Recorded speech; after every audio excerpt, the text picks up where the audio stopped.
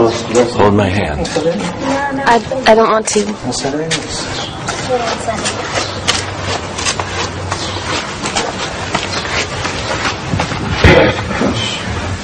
For God's sakes, don't film me. I'm not filming you. What about the sound? There's no sound. Do you hear any sound? I don't hear any sound.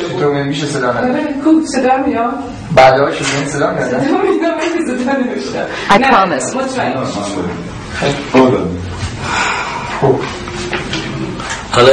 She is my third seer. In 2 days, the second is over. She was my siga for a year and a half. She was a teacher. There are many young runaway girls. I say this confidentially. 4,000 young girls have come to our city. And that's a lot. On any street corner, I can pick up 10 girls. How long do you want to be married to him? 2 months. I won't do that. No less than 6 months. Okay, 6 months then. Is that all right with you? Yes.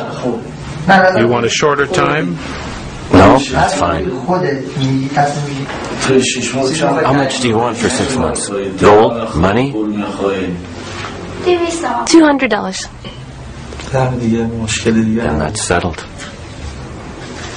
بسم الله الرحمن الرحیم و به نستعین الحمد لله رب العالمین الصلاة والسلام. Apparently the mullah doesn't wonder why a 65-year-old man wants to marry a 17-year-old girl.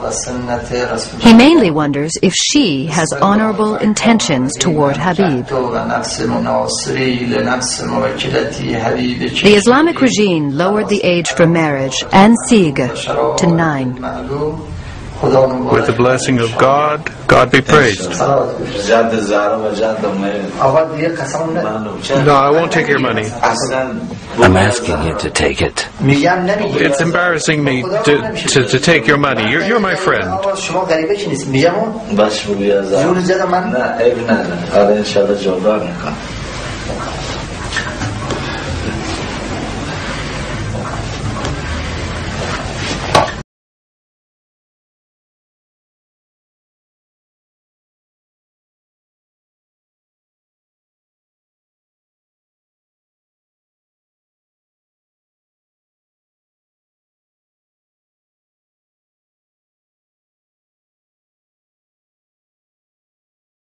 هي ليس لها أصل في الإسلام، وأن الإسلام نهى عن هذه البدعة، وأن الكذب بكل أوجهه وأشكاله فهو حرام. طبعا هناك ما هو حلال من الكذب في 3 أمور حددها الإسلام لنا ووضحها، وهي ضرورية للمجتمع المسلم، وهي لا تأتي من باب الكذب من أجل الكذب، إنما هي من باب التجميع للتفريق، من باب الحب والألفة، كمثلا في الإصلاح بين الناس، مثلا أن نكذب على طرف، أن نقول أنه يقول عنك. قد يتحدث الإنسان في فترة الغضب هذا الإنسان سيء، أو يشتمه بألفاظ غير لائقة أو كذا، ولكن إحنا عندما نسمع بهذا الحديث، عندما نريد أن نوفق بين الناس، نذهب ونقول أنه يتحدث عنك بالكلام الطيب وبالسمعة الطيبة، هذا على سبيل حتى لو أنه تحدث حتى لو أن هذا مؤصل في الإسلام. ثم أن الأمر الثاني مثلا أن يكذب الرجل على زوجته، وهذا ليس على الإطلاق، طبعا ليس على الإطلاق، مش في كل حديث يكون كذب على الزوجة، إنما أن يقول لها أنت جميلة وهي قبيحة، يتحدث بالكلام هذا مثلا في سبيل من باب اللي هو تقارب القلوب والألفة والمحبة. كان يقول مثلا هذا الطعام لذيذ بارك الله فيك، وهو غير محب لهذا الطعام، من باب أن تزداد التمسك هذه الأسرة، وتزداد محبة وتزداد ألفة. الأمر اللي هو الثالث الذي أجازه الإسلام من الكذب فقط، هذه ال3 أمور، هو الخداع للعدو أو الكذب على العدو. كأن نقول مثلا هناك عملية استشهادية في القدس، ثم تكون هذه العملية في تل الربيع مثلا، يعني من باب الخداع حتى يأخذ احتياطاته الأمنية في مثلا في القدس، ثم بعد ذلك احنا يعني نضعف هذا المكان، ثم يدخل إلى هذا الثغر إخواننا ويفجر مثلا استشهادي نفسه. هذه ال3 حالات الجائزة ولا أعلم.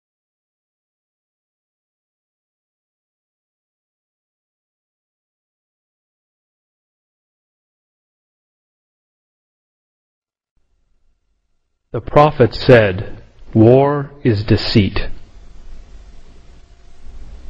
Lying generally speaking, is not allowed in Islam.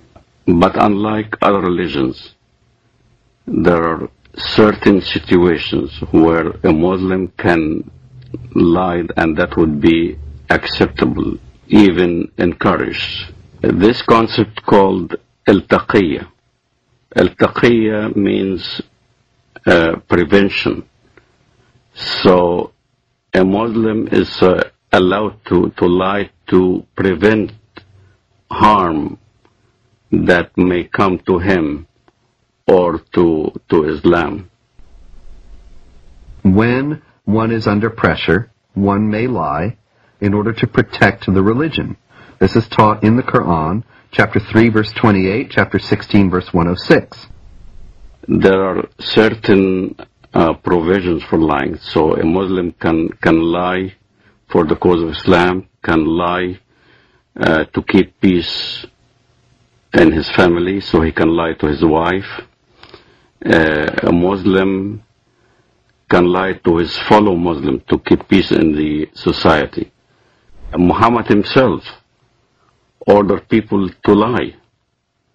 When people that he ordered to go and kill somebody, they told him, we cannot kill him unless we lie to that person. He said, okay, fine, lie. The apostle said, "Who will rid me of Ibn al-Ashraf?" Muhammad bin Maslama, brother of the Bani Abdul Ashal, said, "I will deal with him for you, O apostle of God. I will kill him." The apostle said, "Do so if you can." He said, "O apostle of God, we shall have to tell lies." The apostle answered, "Say what you like, for you are free in the matter." The spokesmen for Islam in the Western world know how to play the game. They know how to present their cause in the way that is not only regarded as acceptable by the societal mainstream, but also reasonable and even, one might say, just.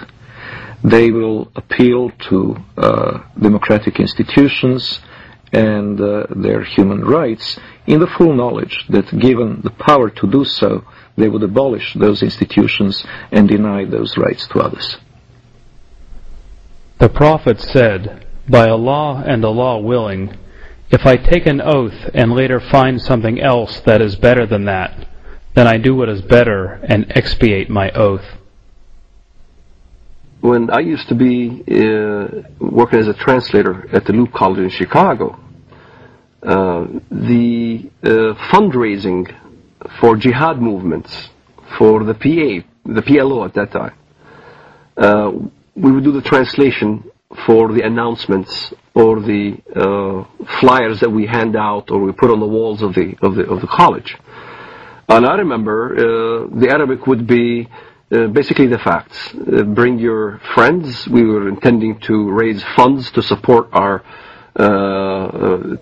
jihad brothers in Lebanon, whether they're fighting in southern Lebanon against Israel or whatever. And then comes the English part.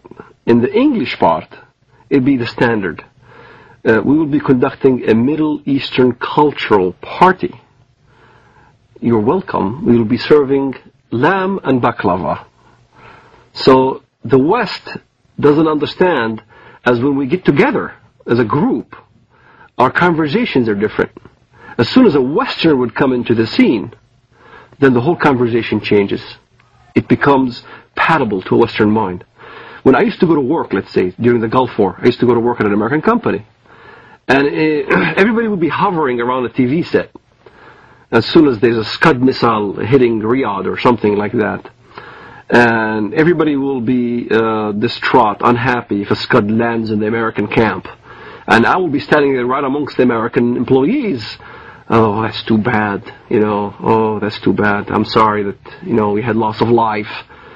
And out of frustration from having to keep the truth of what I really felt, I would roll down the window on the freeway going home and scream as loud as I can, Allahu Akbar, Allah is great. Allahu Akbar, because this is the chantation you do when the enemy is killed, when you win. So if it was a victorious day for the Iraqis when they land a Scud missile, it will be Allahu Akbar on the freeway. I know nobody could hear me now. And when I went to my apartment home, the rest of the apartment complex were also Arabs from the Middle East. We'd get together in my apartment, watch the Gulf War, and we'd be praising Allah every time there was some incident where Americans got killed. But it wasn't the same face that we put on when we were in an American environment. In an American environment, you played different scenario. You acted as you are on their side. So there's this whole facade that is hidden from the West of how Muslim fundamentalists who want to propagate jihad in America can act publicly. Edward Said, who in his book Orientalism posited that criticism of the Islamic world on the part of Westerners was racist and imperialist. It is spread in order to make political points, to accustom Westerners to the idea that Muslims are here to stay in the United States and that they must not be questioned in terms of their loyalty to the secular framework of Western society, of the United States and of Europe as well. That they must not be questioned in this despite Islam's historical, political character, because Islam is a religion of peace. And this fiction has become so entrenched in American public discourse as to be practically beyond question, such that anybody who does question it is immediately branded as a racist, a hate-monger, a bigot. And this is a very effective tool in a country where racism is the cardinal sin above all, to silence any effective debate about the continuing attachment of Muslim immigrants to Sharia law and their intentions toward the secular systems in which they now reside. So we're going to focus, we're going to see what taqiyya is, and we're going to see some glaring examples of it. And by the end of the program, we'll see what Islam really teaches, that so many Muslims are trying to cover up here in the United States of America. We'll go ahead and ask our friend CL here, yes, if he can explain to us what he heard, because we know different Muslims are going to hear different things and different Muslims say different things. What was the concept of taqiyya that you were familiar with here, growing here as a Muslim for the past 10 years? Well, Dave, in my background as being a Muslim, the word taqiyya was not used that much. It was thought of as like a Shia term, because I was Sunni. You know, that's what the Shia do. You hear the term among the Shia a lot, that they are allowed to lie about their religion in order to gain strength. But even though the word was not used, that doesn't necessarily mean the concept did not exist. It existed in the minds of many Muslims that I personally knew and were around all the time. As you very well know, the Prophet of Islam said that war is deception. Yep. And there's different types of war within the Islamic context and